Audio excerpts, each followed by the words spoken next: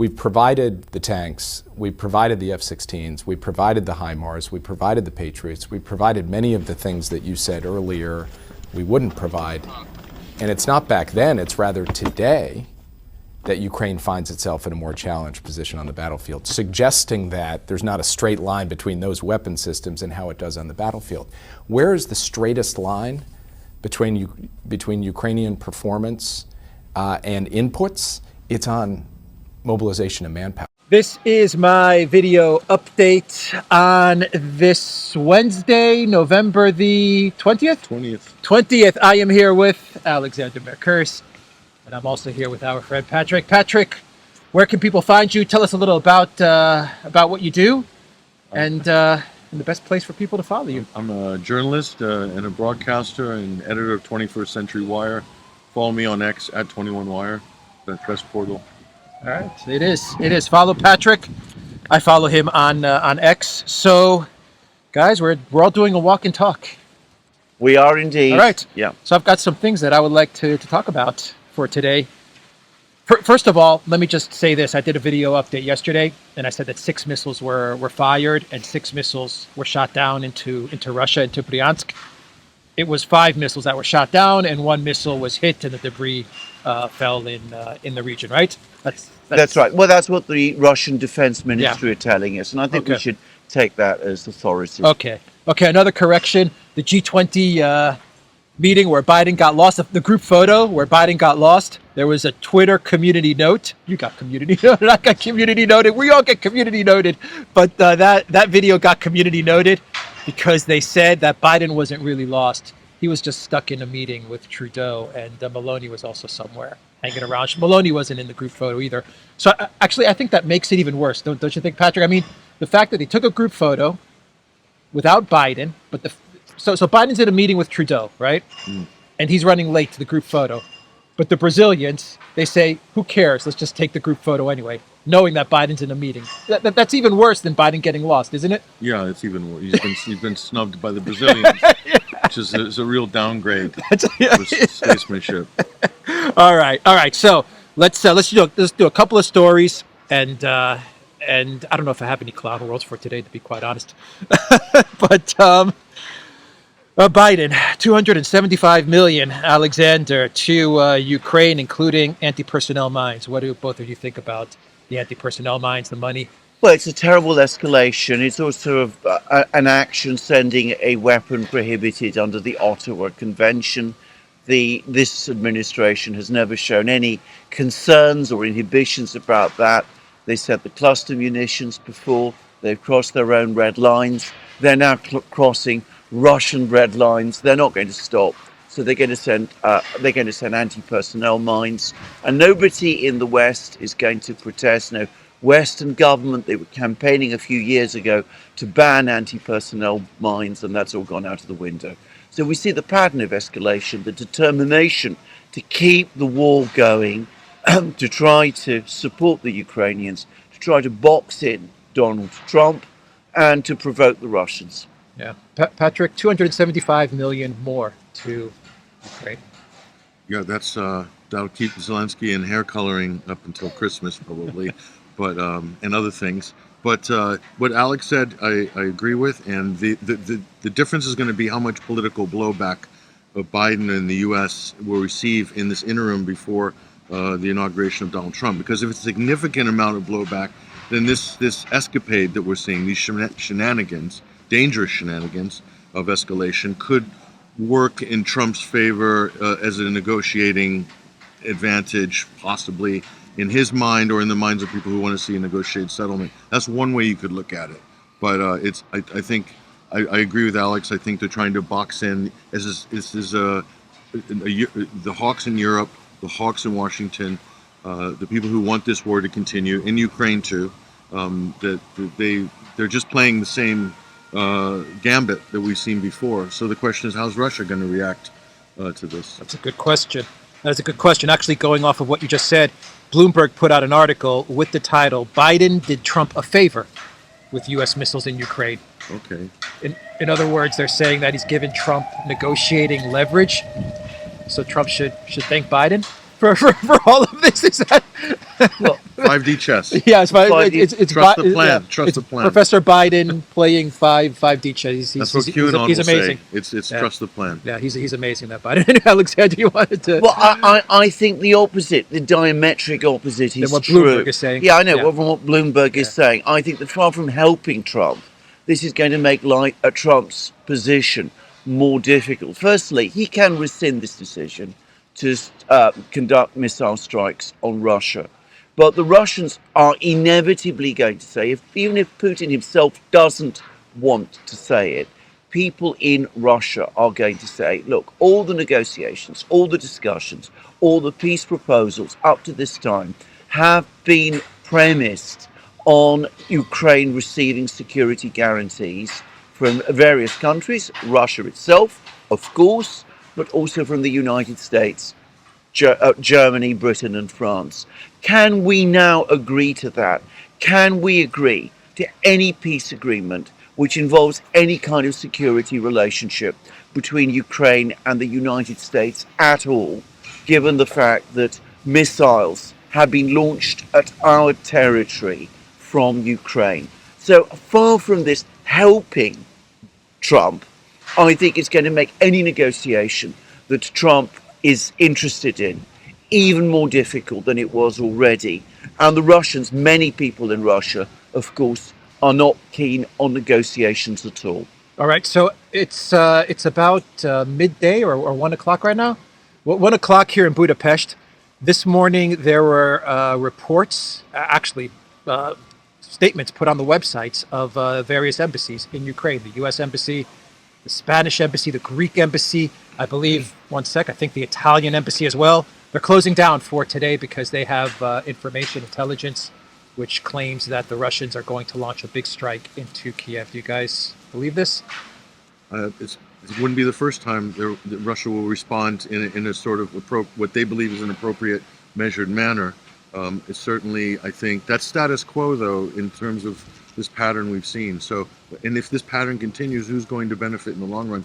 It's clearly Moscow that's going to benefit because they're just incrementally securing their national security interests while the West is messing around, umming and ahhing whether they should go to the table or not and bring this thing to an end. The longer that delays and the more kerfuffling about that goes on, it allows Russia to secure its interests in Ukraine. Yeah. Well, we have been here in Hungary and we've heard comments made by Hungarian officials. One of them has been to Kiev and he's talked about the condition of normalcy that exists there. And he specifically said, as he was saying that this is a product of Russian restraint. So if the Russians now start acting with less restraint, well, it's going to be a terrible thing for the Ukrainian people, for the people in Kiev. And the incredible thing about this, the really shocking thing, is that if they're closing all their embassies or shutting down their embassies for today, or decides to pull their embassies out of Kiev, which of course they did at the start of the war, then something has intentionally been done, which is going to make the lives of Ukrainians worse. And the Western governments, knowing that, went ahead and did this. So I think it's possible the Russians can do that. I don't think the West has any actual intelligence about this. They're just making assumptions. But if they're right, what does that tell you about the cynicism of these people? Yeah, you made a good point saying that Putin has gone quiet over the past couple of days, and usually that signals that something big is coming. Usually when Putin goes a bit dark, he then comes back and something big happens.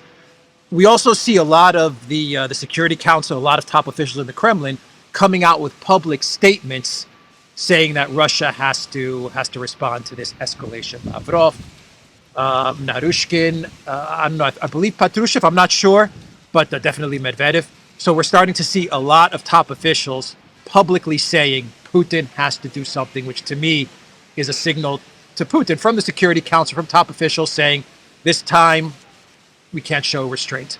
So my thinking is that they're going to do something and it's going to be inside of Ukraine because they want to keep it confined within Ukraine, at least for the next couple of months. They don't want to make any moves outside of Ukraine, which would then give the United States and NATO maybe some reason to further escalate. So I think they're going to keep it inside of Ukraine, whatever response.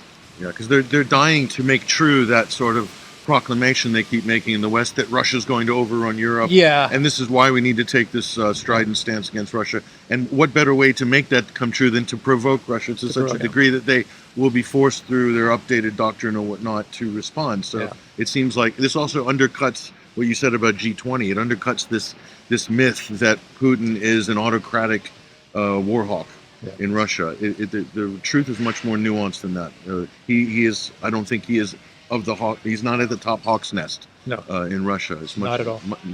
And he could be a good negotiating partner for the West if they would get serious. But from Russia's point of view, they don't look serious. Yeah. That is exactly right. I agree with Patrick completely on this.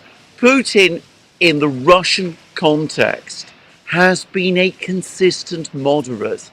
This is something which is the diametric opposite of what you're told in the West. And of course, the people around him are getting very impatient and very angry. And all of these statements that members of the Security Council are making are intended to signal to Putin, first and foremost, that, look, enough's enough. We've put up with this. We can't go on doing this. Something has to happen. And the most important person speaking, by the way, is Lavrov. Because Lavrov's the foreign minister. His job is to go out and talk to foreign leaders. He's the one who understands best what people outside Russia are thinking. And I don't just mean people in the West, I mean people across the global majority, all of those places. So if Lavrov is saying the time has come for us to take a hard line, it's because he also senses that most people around the world now expect Russia to do it. Yeah. All right. So let's talk about one more story, and that has to do with Sullivan. Sullivan giving an interview, and he said that the weapons are not going to make any difference. The long-range missiles, all this stuff, the ATACMS, not going to make any difference. What Ukraine needs is more soldiers to recruit, more Ukrainians, which is an incredible statement for Sullivan to make, who I consider Jake Sullivan to be the foreign policy president of the United States. And for him to come out a day after Biden green lights long-range missile strikes into Russia, for him to give an interview and say, yeah, but the ATACMS are not going to change the trajectory of the war. What Ukraine needs is more soldiers, recruit more soldiers. An incredible statement from Sullivan, huh? It's even more interesting considering the conversation we had this week from a member of the foreign ministry that said that Ukraine is telling other countries that they have 1 million men under arms. Yeah. This is what they're saying. So if that's the case, if that's what Kiev is telling their neighbors, then why would they need more soldiers? Crazy. Just an amazing statement, yeah. It's an absolutely incredible statement. It shows, first of all, that they don't believe the Ukrainians. Because, of course, if the Ukrainians really do have 1 million men under arms, then they don't need another 160,000. They probably would still outnumber the Russians. But nobody believes that.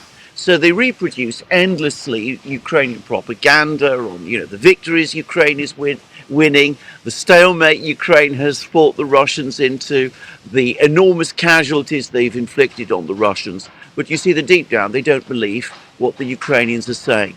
But put all that aside, it's the sheer cynicism of what Sullivan is saying. Because he has crossed a Russian red line. The administration of which he is a part has just crossed a Russian red line. It has done the most incredibly provocative and dangerous thing, something which has never been done before, not during the Cold War, not when Stalin was leading the Soviet Union, not during the Korean War, not during the Vietnam War.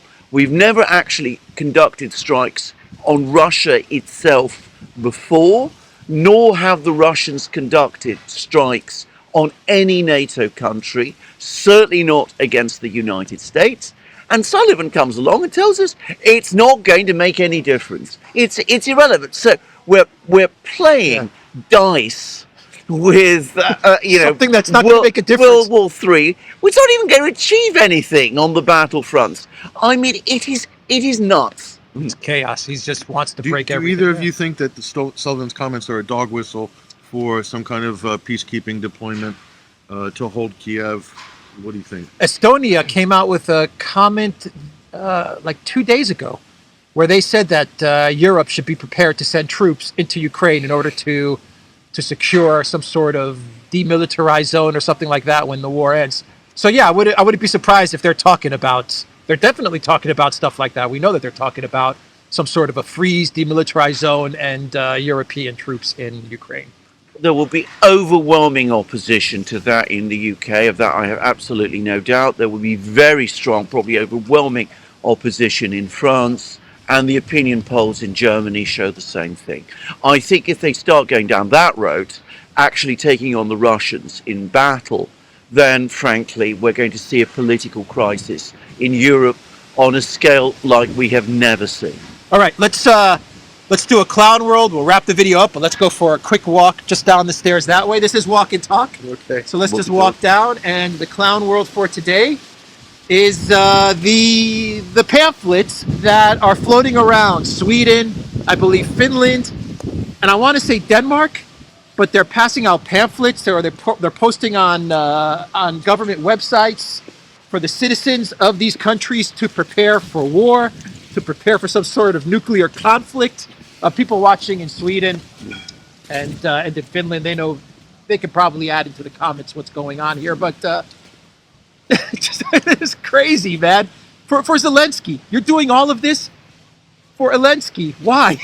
That's my cloud world. That's my question. Why are you guys doing this so you can funnel more billions into that guy's pocket? Any comments, or should we just leave it there? Well, I mean, the question has no real rational answer.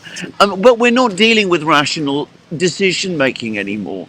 I mean, the whole thing is nuts. I mean, it makes absolutely no sense. But you're absolutely correct. I mean, the people who are running things are clowns. Only clowns can come up with something and they're like this. scaring people. Absolutely. They're scaring people. Yeah. That's what they're trying to do. Dust off the survival shelters from the Cold War days and tuck and duck under the desk. Yeah.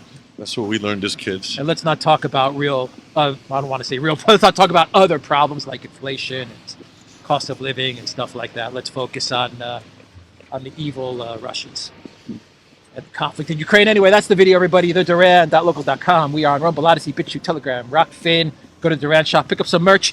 Follow Patrick. I will have his Twitter account, the X. Your X. I always say at Twitter. 21Wire. Your X, 21Wire. I will have that in the description box down below, as well as having that link as a pinned comment. Take care.